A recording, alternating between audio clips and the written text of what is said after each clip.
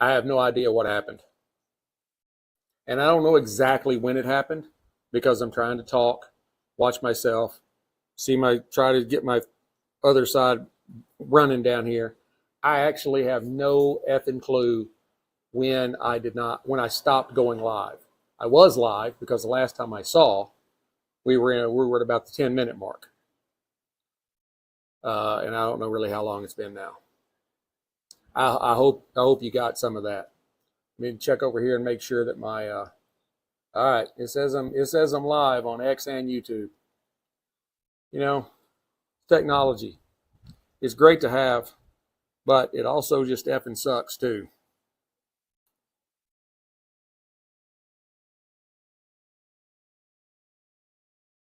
So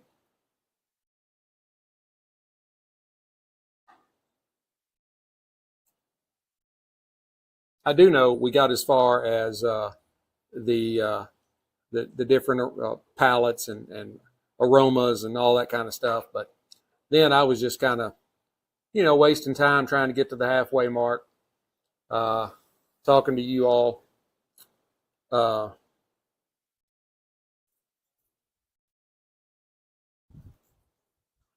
right, well here I am again. It says I'm live.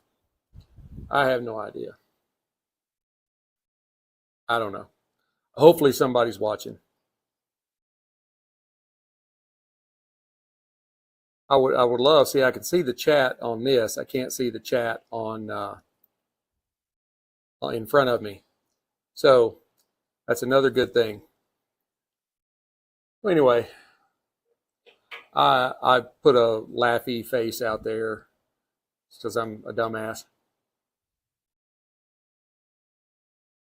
But I would appreciate anybody else's comments. Yeah, I'm a dumbass. I value those.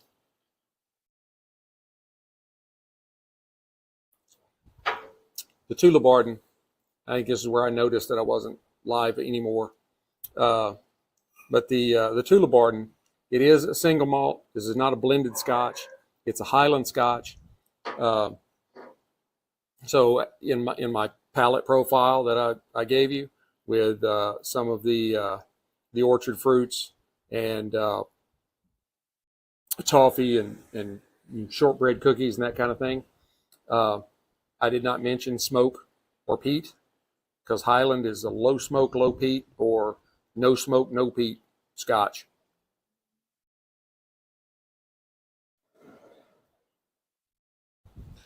Look like it says on my other part that where I'm watching myself that there's one person watching. Well, that would be me. So, hey,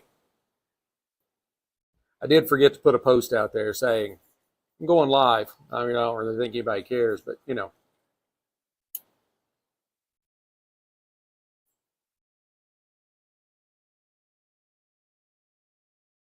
let me. This requires a lot of stuff. Um,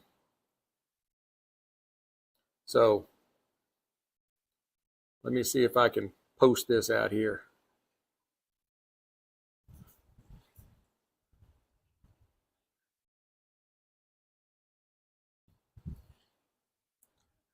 Since I'm the only one watching, it doesn't really matter how long I take to do this.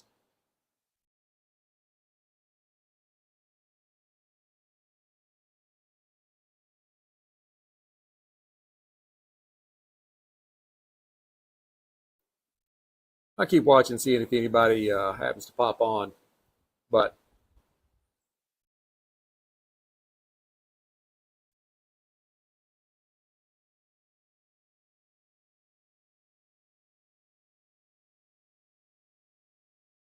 yeah, there is two L's. Uh,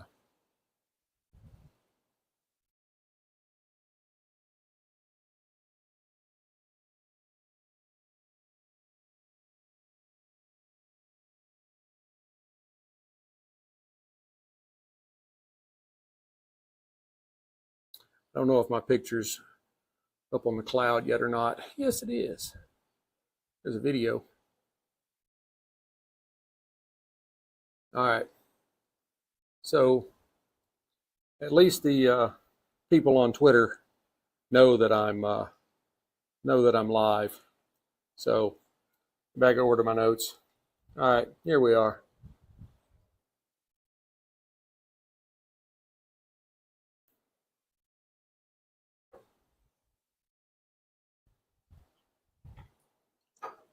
There is a really nice kind of citrusy bitterness, and like lemons make you.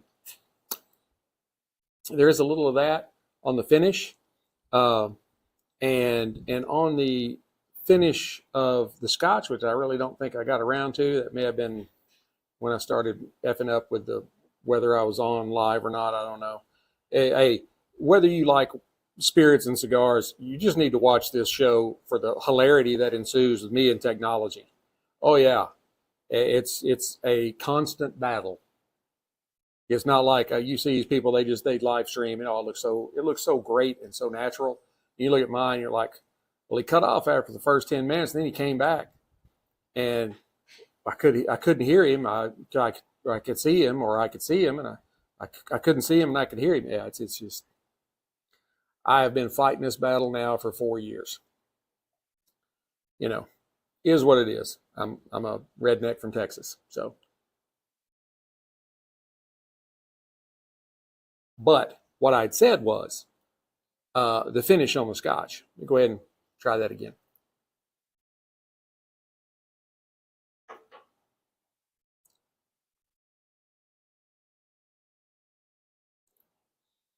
The finish on the Scotch is some really nice, creamy, barley, kind of sugary flavors that play on your tongue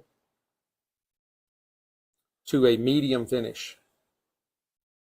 This is an excellent spirit. It is. Show it to you again. It is a single malt. It's not a blended. While they've only been distilling since the 1940s, they were brewing beer on this very site since 1488. Yeah, well, since before 1488. 1488 is when King James IV stopped in to get a roadie.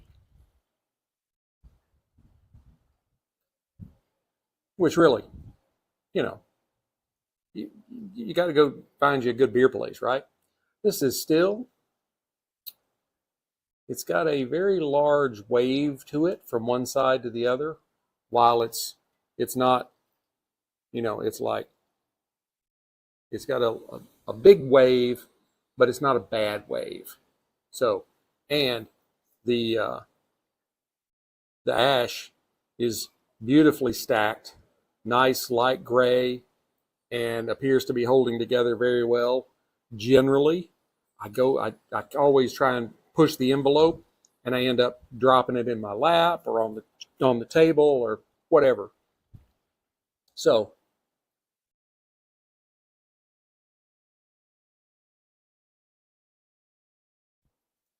but it is again a really great cigar, and this wind is killing me. It's been windy here, which is I mean, I understand West Texas. West Texas is flat, but it's been windy here for like a week. A week ago, we were having like 75 and 80 mile an hour winds. We're talking like tropical storm force winds. Sky's just blue as it could be. I don't know. We did have a dust storm one day, sandstorm, whatever you want to call it. It made me think I was back in Iraq. I wanted to go put my battle rattle on.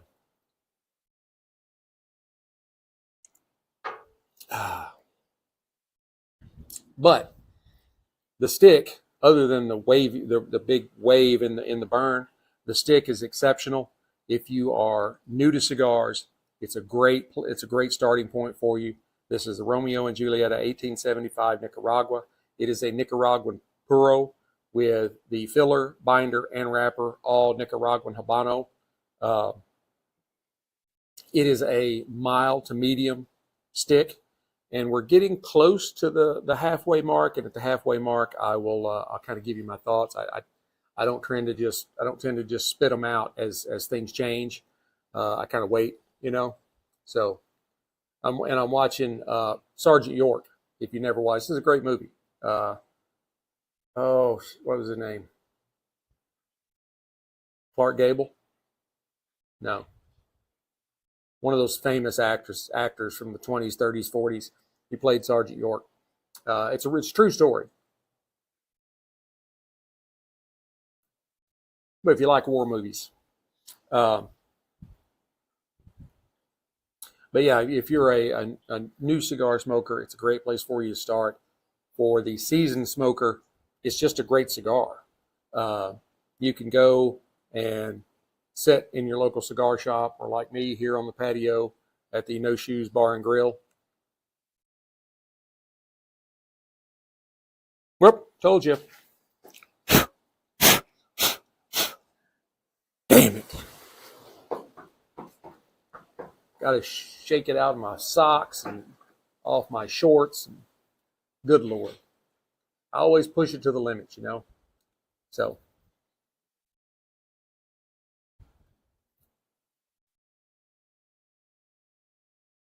I'd say we're about the halfway mark. And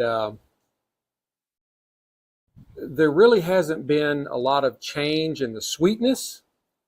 Of course, there's some nice sweetness from the orchard fruits and uh,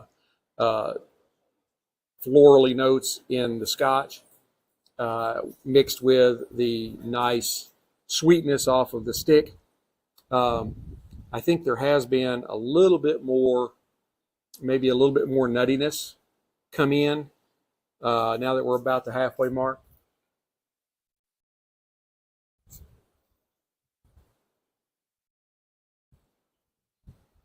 But it has really been an exceptional smoke, in my opinion.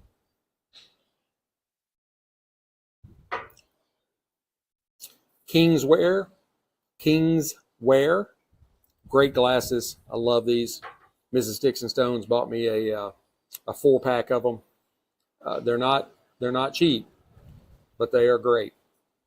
I drink a lot of scotch and well, whiskey in general, and always wanted some really really nice glasses.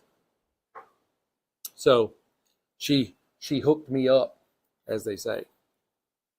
All right, this has been kind of like this the whole way, so I'm going to go ahead and straighten the burn line on it just a little and see if that fixes it, and if in the last half it doesn't burn a little straighter.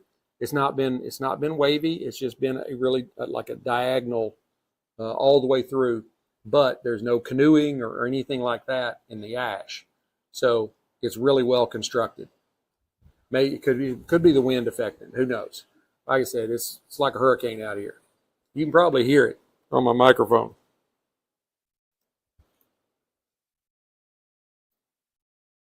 Looking forward to March Madness this starting at the end of the week. Uh, oh yeah, it just so happens we pretty much got the Texas burnt orange on the stick. Yeah, and like burning of the sticks, they're going to go down in flames. First game. I hope they lose their ass. Hate the Longhorns, Aggies, Texas A&M. Get on.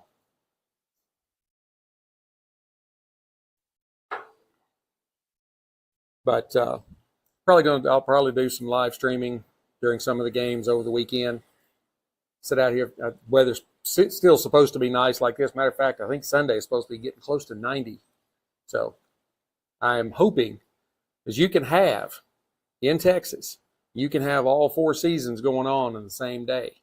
It can be a blizzard in Amarillo, be nice like fall kind of feeling here in North Texas, be like more springtime down around Houston, and then blazing hot summertime down around Brownsville. But supposed to be some good weather, so I will hopefully be out here on the patio or at the patio at my local cigar shop. I've got a new great cigar shop I like to go to. It's a new location of a local chain, so.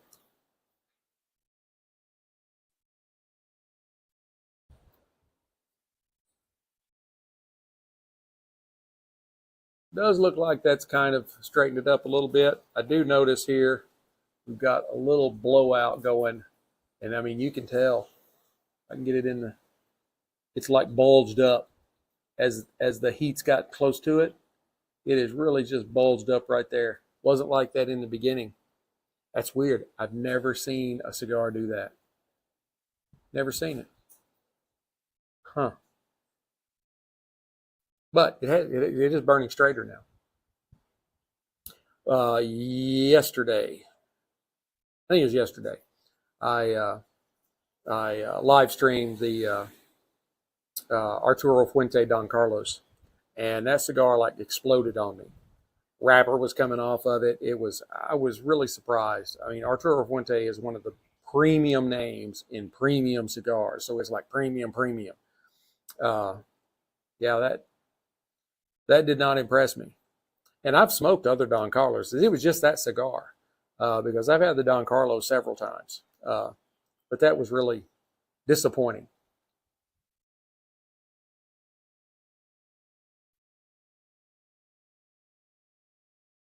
Uh, I need a little more. I do wish you'd give a nice thunk. I love the sound of a loud cork pop. I'm gonna go ahead and have a little something else here. You know.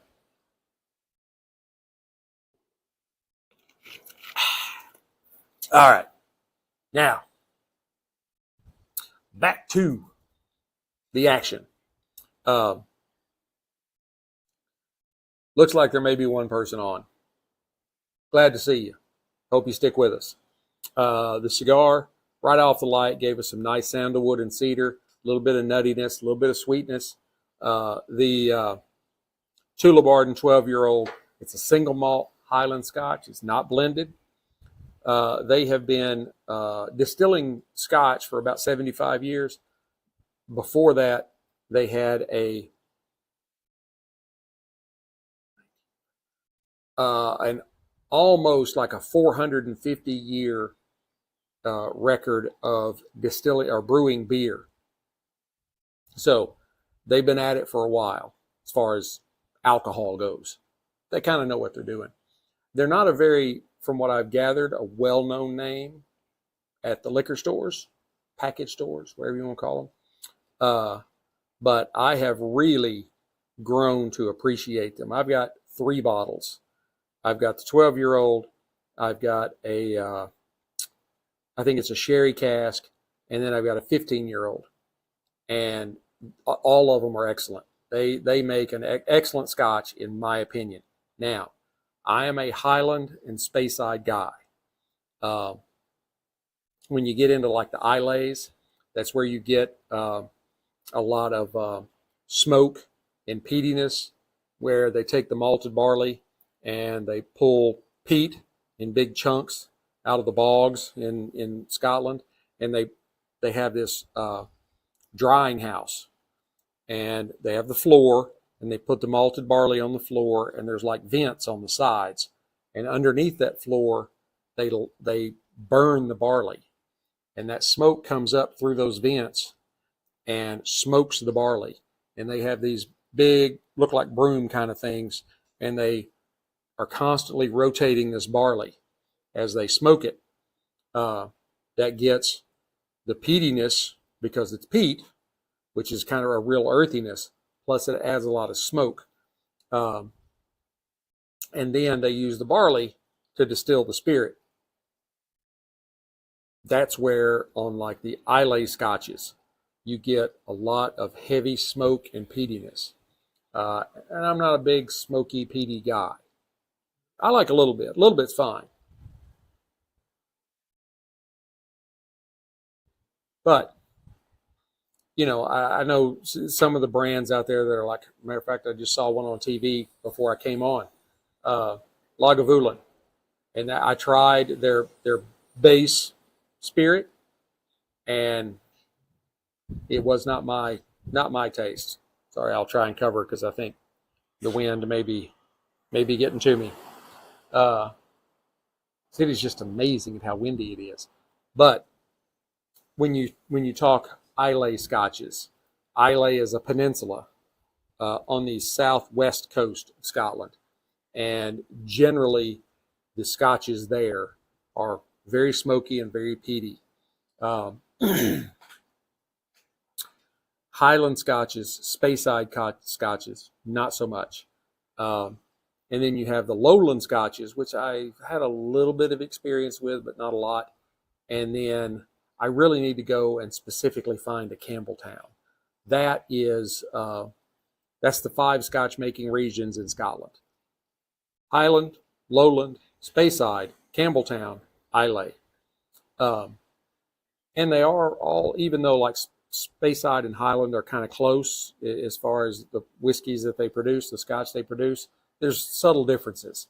So even though Scotland is a relatively small country, there's such a wide range of whiskey, Scotch, that comes out of that small area, and it's all a little different. One Scotch I did find in Islay that I did like, because it was a lower smoke, lower peat Scotch, is Bruichladdach's Classic Laddie. Classic Laddie.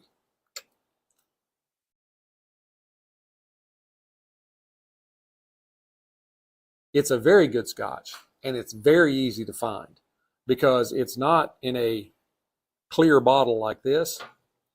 It is in a bright baby blue bottle. You cannot miss it. But it's some really good Scotch.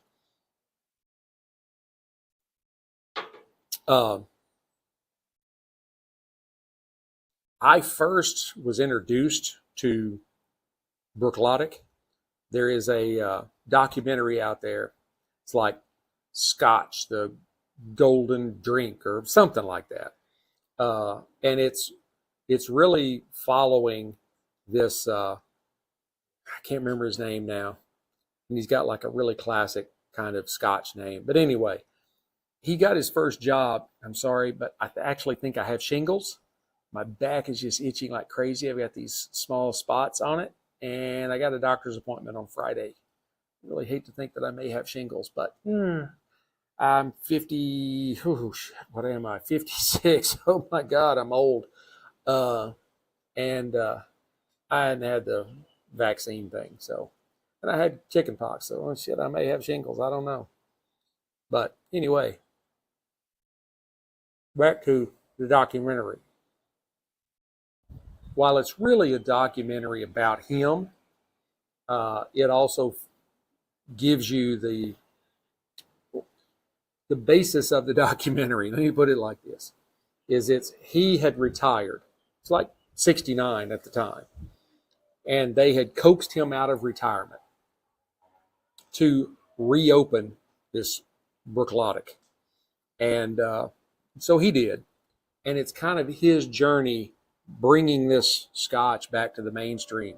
And I think their first offering went to the world liquor competition, world whiskey competition, something like that, and won gold medal. And that's where I heard about it. So I'm like, I got to find some of this Scotch. So I went and bought a bottle, and I was like, this is really good. But they do offer a lot of other lines other than the Classic Laddie. And those other lines are more typical to Islay. They're smoky and peaty kind of Scotches. From what I haven't tried any of the other ones. It's just from what I've read about them. So, but a really good Scotch, the Classic Laddie is, and I'm sure there others are, if they're your palate. The smoke and the peat's not so much me. So, still right there, I do not know why that humped up the way it did, and it's actually kind of split the wrapper a little bit. It's weird. But, I mean, these are hand rolled. When you're talking Romeo and Julieta, Punch, Arturo Fuente, Drew Estates, Rocky Patel, on and on. The cigars that you can buy at your local cigar shop, Cigars International, Thompson Cigars, JR Cigars, those are premium hand-rolled cigars. All of those cigars are rolled by hand by a tobacco roller from the Dominican Republic or Honduras or Nicaragua, wherever they happen to be at. And they're rolling all these cigars by hand. So you will, while generally the characteristics will all be the same, you can find that there will be differences. Maybe somebody had had a late night the night before, and they came in, they still had the stamp on their hand from the club. They got in from the club at 5 and had to be at work at 7. And that first cigar they rolled, you know, but it's also the best cigars you can get. You can't. I even saw some cigars that were name brand premiums in fresh packs at like Walgreens. No, no, not doing it.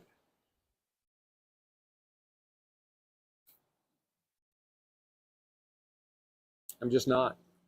It's not the same. You know, hey, if you like the White Owls and the like the White Owl grape or uh, no, not Prince Edward.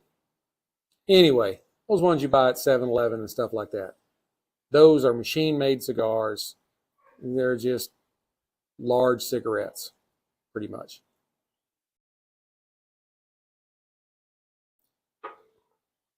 I don't do that. Uh, I order most of my cigars. I've got a King Chi cigar cabinet that'll hold about 650, and I've got 6 boxes at somewhere between 10 and 20 each um, on the lower drawer, in the lower drawer. And then the top 2 drawers, I've got them all out of the box. Generally, I bought them in 5 packs. But I've probably got about 250, 300 cigars in there.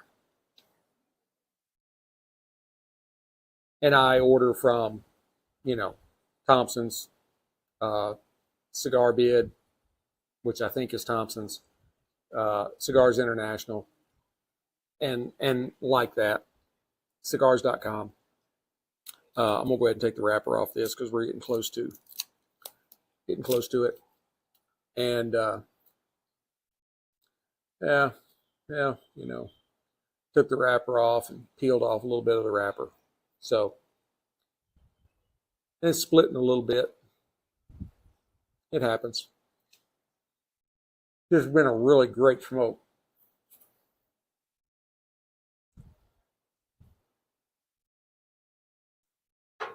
It's been a very consistent smoke. There hasn't been a lot of change. Like I said, in the halfway mark, the nuttiness may have kind of lifted a little bit, but other than that, there wasn't a whole lot of change to it. And the nuttiness may have kind of settled in the last, as we're getting near the end of the cigar, to be more like cashews. Cashews are different than like almonds or peanuts. Love cashews. They're my favorite nut. That's what she said. Uh, but yeah, I kind of settled into that. Other than that, there really wasn't a whole lot of change. But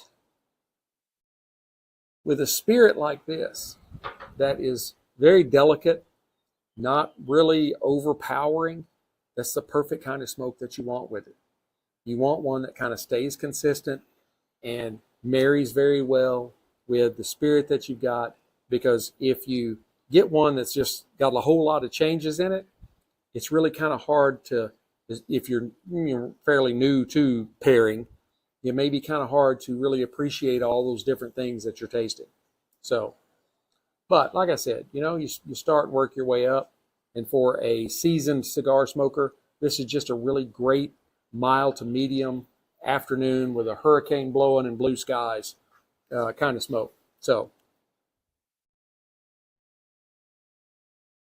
I would give the cigar, I give it about an 87.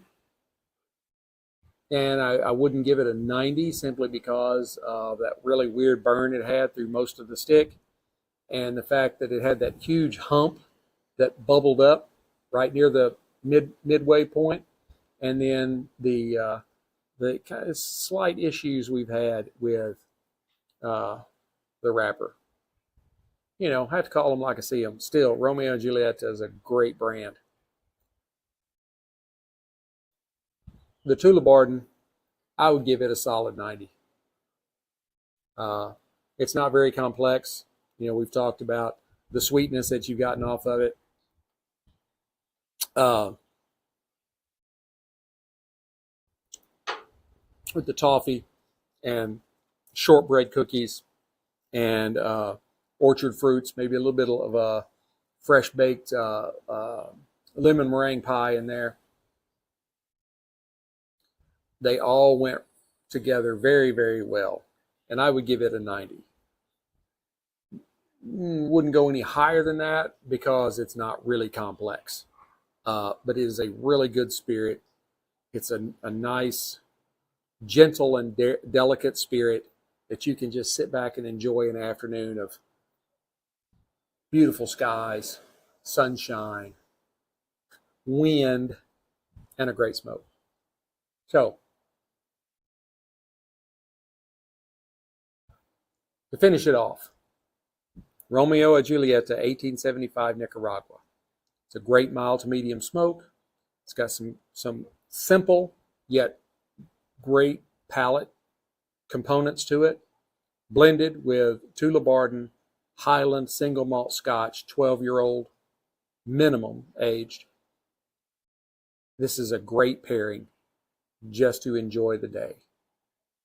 If you're a seasoned smoker and drinker, you should try this out. If you're a new smoker and drinker, you should try this out. It won't steer you wrong. I'm going to go ahead and cut it off. But until we get to be together again, keep your sticks dry, stones cold. Have a great day.